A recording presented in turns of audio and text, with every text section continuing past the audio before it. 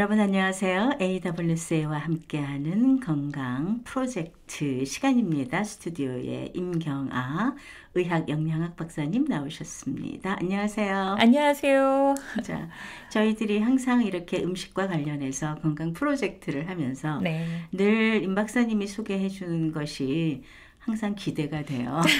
감사합니다. 네. 자, 오늘은 우리들에게 어떤 걸 말씀해 주실까요? 네, 4월. 네. 내 몸을 살리는 음식. 죽이는 음식. 이 중에서 우리가 만성 합병증의 기본이 어떻게 보면 당인지도 모르겠어요. 이 음식의 혈당 관리만 잘한다 하더라도 우리가 만성 합병증으로부터 예방할 수 있는데요. 그래서 오늘의 주제는 음식으로부터 혈당을 관리하는 그런 부분에 대해서 알아보도록 하겠습니다. 네. 자, 그러면은 뭐 혈당 관리하면은 당뇨. 저희가 가장 먼저 생각하는 게 그거거든요. 네. 자, 그러면은 저희가 이 당뇨 단계를 내가 당뇨인가 아닌가 뭐 이런 거를 구분져야 될 텐데. 그렇죠. 일단 뭐 병원에 가셔서 체크해 보셔서 뭐 당뇨인지 아닌지를 아실 수도 있겠지만 일단 기본적으로 내가 혈액 검사를 했었을 때 이 공복 혈당이라는 게 있어요. 이 공복 혈당이 100mg 이하인지 미만인지 그렇게 돼야지만 이게 정상이거든요.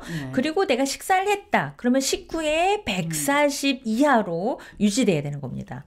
그리고 굉장히 중요한 요소 중에 하나인데요. 당화혈색소라는 게 있어요. 이 당화혈색소가 4에서 5.6% 그 정도가 정상입니다.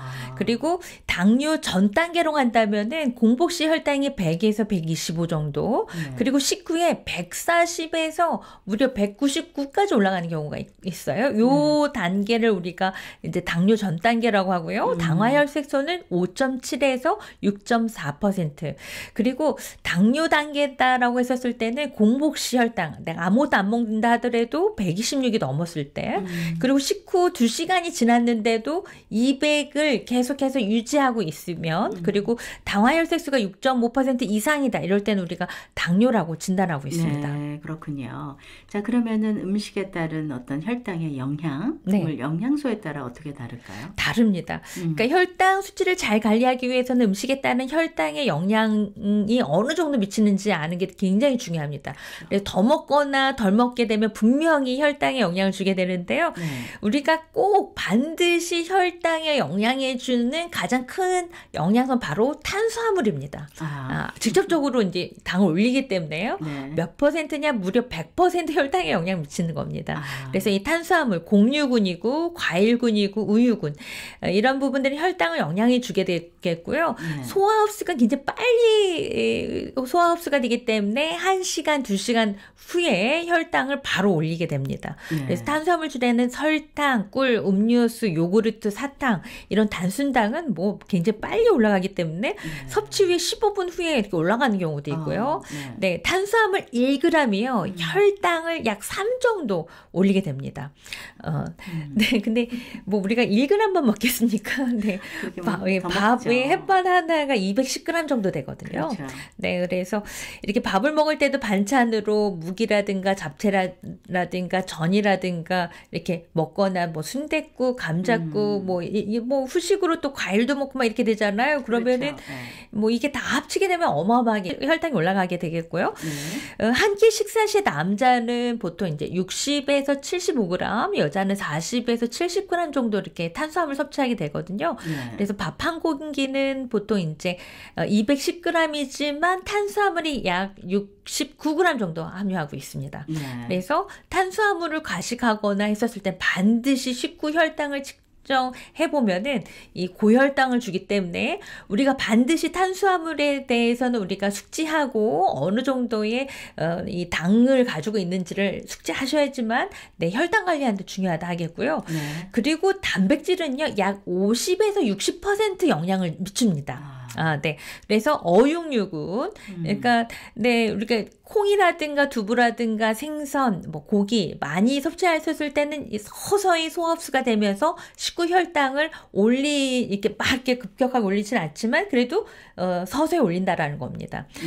그리고 이제 외식을 하거나 특별한 날엔 고기, 생선 뭐 이렇게 많이 과식하게 되면은 그 식후 혈당이 이렇게 막 이렇게 올라가지는 않지만 그 다음 식전 혈당이 올라갈 수 있기 때문에 네. 단백질을 과식한 경우에는 다음 식전 혈당을 측정해서 그 원인을 또 개선해야 되는 거고요. 네. 그 다음에 지방은 어느 정도 영향을 미치느냐? 네. 지방은 약 10% 영향을 미칩니다. 네. 네. 그래서 왜냐? 지방 굉장히 천천히 소화 흡수를 주기 때문에요.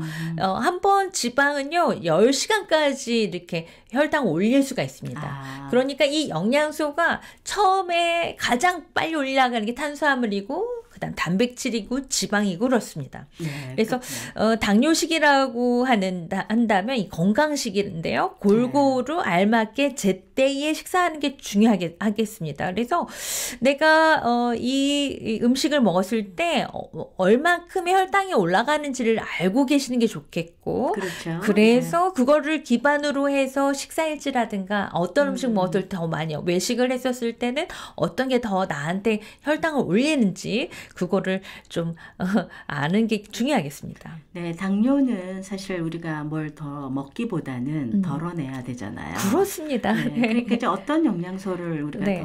더 주의를 해야 될까요? 그렇죠. 지금 말씀드린 것처럼 탄수화물 줄이는 게 첫 번째입니다. 와. 네. 네. 설탕 포함한 당류는 하루에 10% 미만으로 드셔야 하는 거고요.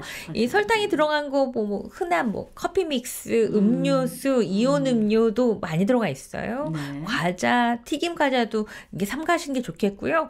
밥의 종류도 어떻게 보면은 빵, 떡, 면, 뭐 고탄수화물 많이 들어갔잖아요. 네. 그래서 요즘은 밥솥도 이 저당 밥솥이라는 맞아요. 것도 네. 나오고 그랬더라고요. 네. 근데 그 원리만 아시면 네, 요거를 이제 저항성 전분을 만들기 위해서 밥을 한 다음에 냉장고에 이제 하루 이렇게 놔두셨다 이렇게 다시 드시는 방법 네. 그런 것도 좋겠고요. 그 다음에 제가 강조드리고 싶은 게 거꾸로 식사법입니다. 거꾸로 식사법. 네. 이게 우리가 네. 밥이 있고 뭐 과일이 있을 거고 그 다음에 뭐 후식이 있다면은 네. 거꾸로 식사법이라는 거는 야채 먼저 먹고, 야채. 네, 단백질 먹고, 그 다음에 이제 탄수화물 맨 마지막으로 드시잖아요. 네. 똑같이 먹었는데 혈당이 굉장히 급격하게 차이가 많이 납니다. 그냥 순서 우리가 평상시 먹었던 수준을 밥 먹고 그 다음에 뭐 이렇게 후식으로 뭐 과일을 먹거나 뭐 그렇게 한다면은 밥에 국에 반찬에 후식을 먹는다고 했었을 때 혈당이 만약에 180, 200까지 올라간다고 했었을 때 네. 그런데 반대로 이렇게만 하더라도 한 140 정도까지 이렇게 조절될 수가 있어요. 순서만 바꾼다 하더라도.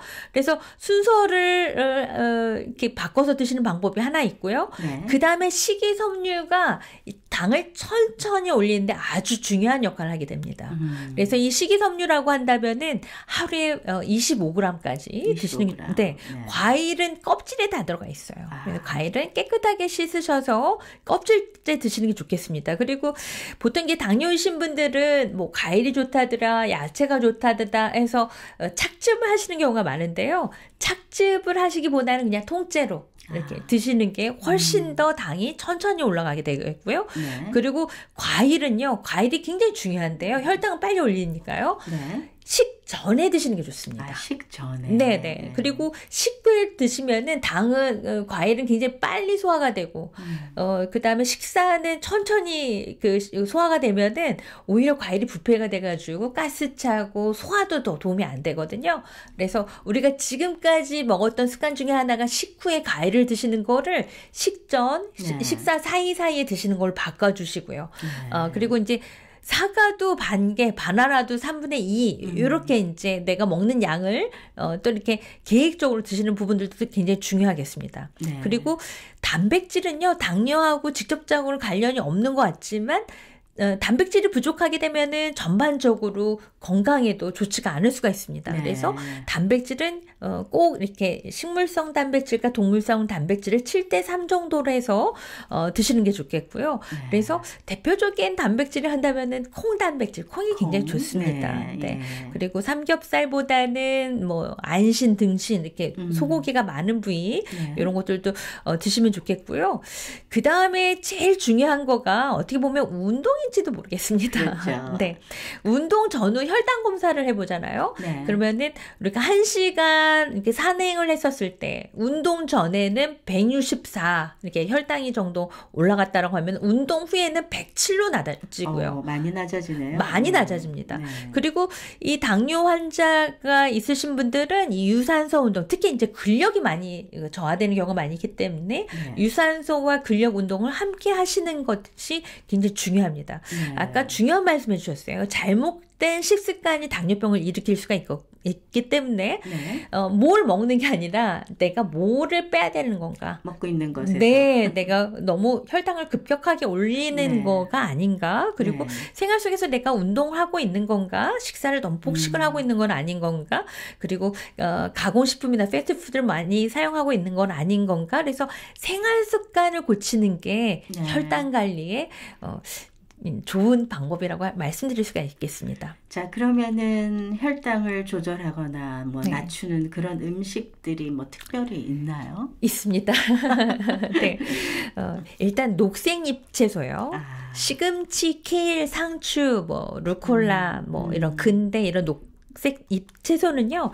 혈당을 떨어뜨리는데 굉장히 좋은 식품이라고 말씀드릴 수가 있습니다. 네. 슈퍼 영양소라고도 불릴 수가 있는데요. 마그네슘 함량이 풍부한 시금치, 케일, 뭐 콜라도 상추 이런 거 너무나 좋겠고요. 네. 카카오도 도움이 됩니다. 카카오 콩은요. 마그네슘 많이 들어가 있어요. 그래서 네. 섬유질, 철분, 단백질 함량도 높기 때문에 하루에 한 30g 정도 섭취하게 되면 혈당을 낮추는 데 도움이 되겠고요. 그리고 치아 종류 그 햄프시드도 말씀드렸고 네. 치아씨, 아마인씨, 해바라기, 호박, 참깨 이런 씨앗이 그 영양소인 어떻게 보면 굉장히 핵심적인 그런 음식들입니다. 여기에는 비타민, 마그네슘, 단백질, 첨분도 많이 들어가 있거든요. 네. 또 치아씨드에는 마그네슘 섭취 권장량의 무려 4%나 들어가 있거든요. 네. 그래서 이러한 그 씨앗이 들어가 있는 음식에는 섬유질, 단백질이 많이 들어가 있어요. 그래서 천천히 올리게 하기 때문에 네. 그리고 항상 간식을 뭘 먹어야 되냐 뭐 이렇게 항상 이렇게 말씀하시지만 아몬드, 견과류, 예. 통곡물, 네. 기리, 뭐 오트밀 이런 것들 이렇게 드시면은 혈당에도 굉장히 큰 도움이 된다고 말씀드릴 수 있겠습니다. 음식도 보면은 우리가 테크놀로지가 굉장히 발전하고 있잖아요. 그렇습니다. 근데 네. 지금 음식도 그렇게 네. 대단한 발전을 보이고 있는 것 같아요. 네, 혈당을 조절한 밥솥도 나온 것처럼. 그러니까요. 네, 그러니까 이렇게 면밀하게 이 원리를 아시면 되거든요. 그렇죠. 혈당을 올리는 게 뭘까? 음식도 있겠고요. 스트레스도 있고요. 네. 잠을 안 자도 아무것도 안 먹어도 혈당이 올라갑니다. 그래서 우리는 충분히 잠을 자야 되겠고요. 또 네. 규칙적인 생활과 햇빛도 보면서 그리고 또 우리가 이제 스트레스 관리라든가 이런 부분들도 무기질하고 관련이 있다라는 거. 그래서 골고루 드셔야 됩니다. 네. 여러분들이 골고루 드시고 이 프로그램 AWC와 함께하는 건강 프로젝트에 또 임 박사님이 조언을 주시지 않습니까? 이것을 알고 생활에 적용하시면 여러분 건강한 생활은 100% 개런티 하실 수 있을 것 같습니다. 오늘 임 박사님과 함께한 시간이었습니다. 감사합니다. 감사합니다.